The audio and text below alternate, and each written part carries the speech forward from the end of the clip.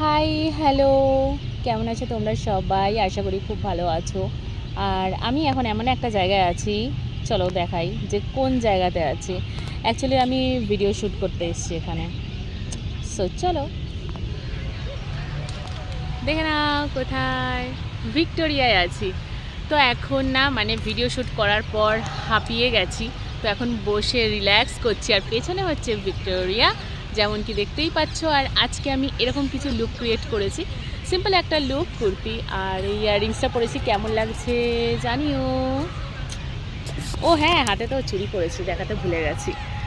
So এত ভালো লাগছে না এখানে বসে থেকে, ভীষণ ভালো লাগছে। এই হচ্ছে ব্যাপার, দেখো চারিদিকটা কত সুন্দর।